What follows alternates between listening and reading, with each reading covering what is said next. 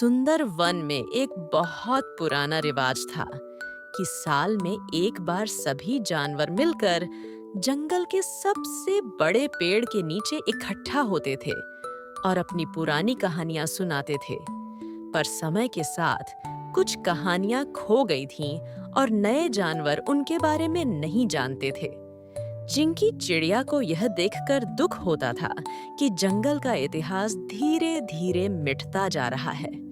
वह चाहती थी कि एक ऐसा त्योहार हो जहां सभी कहानियों को याद किया जाए और नई कहानियां भी बनाई जाएं, ताकि जंगल की परंपराएं जीवित रहें। शेरू शेर, गोलू बंदर, मोती हाथी, रानी खरगोश, ज्ञानू कछुआ, बेला तितली, चिंकू हिरण, गुरु उल्लू, भूरा भालू, लोमड़ी चालाक, चीता तेज और नीली मछली ने चिंकी चिड़िया की इच्छा देखी। उन्होंने तुरंत फैसला किया कि वे सब मिलकर एक शानदार जंगल का कहानी त्योहार आयोजित करेंगे। वे सब मिलकर त्योहार को सफल बनाने और जंगल की कहानियों को फिर से जीवंत करने लगे।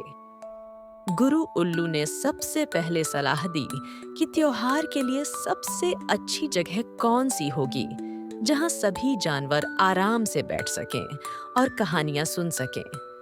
उसने पुरानी कहानियों के कुछ भूले हुए टुकड़े याद दिलाने में भी मदद की। शेरू शेर और मोती हाथी ने अपनी ताकत का उपयोग करके त्योहार के लिए एक बड़ा और आरामदायक स्थान बनाया।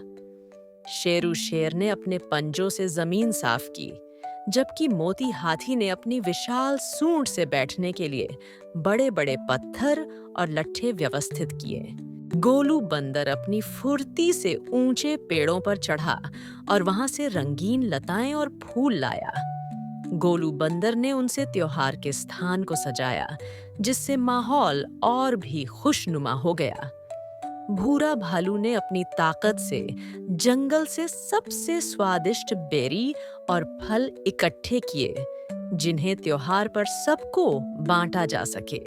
चीता तेज ने अपनी गति का उपयोग करके जंगल के कोने-कोने तक त्योहार की खबर पहुंचाई, यह सुनिश्चित करते हुए कि कोई भी जानवर छूट न जाए। चिंकू हिरण ने अपनी तेज नजरों से उन पुरानी जगहों को देखा जहां पुरानी कहानियों से जुड़ी चीजें मिल सकती थीं, जैसे किसी पुराने पेड़ की निशानी या कोई खास पत्थर। रानी खरगोश और ज्ञानू कछुआ ने मिलकर पुरानी कहानियों को इकट्ठा किया। रानी खरगोश ने फुर्ती से उन जानवरों के पास जाकर उनकी यादें ताज़ा कीं, जबकि ज्ञानू कछुआ ने धीमे और ध्यान से हर कहानी को सुना और उसे याद रखा। लोमड़ी चालाक ने अपनी बुद्धिमत्ता का उपयोग करके एक मजेदार खेल बनाया, जिसमें जानवरों को पुरानी कहानियों के पात्रों का अभिनय करना था। इससे नई कहानियां बनाने की प्रेरणा मिली। चिंकी चिड़िया और बेला तितली ने मिलकर त्योहार के लिए एक सुंदर गाना बनाया, जिसमें जंगल की पुरानी कहानियों के कुछ अंश थे। चिंकी चिड़िया ने अपनी मधुर आवाज में उसे गाया और बेला तितली ने अपने पंखों से नृत्य किया। नीली मछली नदी में तैरती रही, यह सुनने के लिए कि क्या नदी के किनारे कोई पुरानी लोक कथाएं हैं जो पानी के बहाव के साथ सुनाई जाती हैं। शेरू शेर, गोलू बंदर, मोती हाथी, रानी खरगोश, ज्ञानू कछुआ, चिंकी चिड़िया, बेला तितली, चिंकू हिरण, गुरु उल्लू, भूरा भालू, लोमड़ी चालाक, चीता तेज और नीली मछली सबने मिलकर कड़ी मेहनत की, अपनी अपनी अद्वितीय क्षमताओं का उपयोग करते हुए। त्योहार का दिन आया और जंगल के सभी जानवर, छोटे से लेकर बड़े तक, बड़ी संख्या में इकट्ठा हुए। उन्होंने पुरानी कहानियां सुनाई, कुछ नई कहानियां बनाई और एक साथ खाया पिया। हंसी और खुशी से पूरा जंगल गूंज उठा। चिंकी चिड़िया बहुत खुश हुई।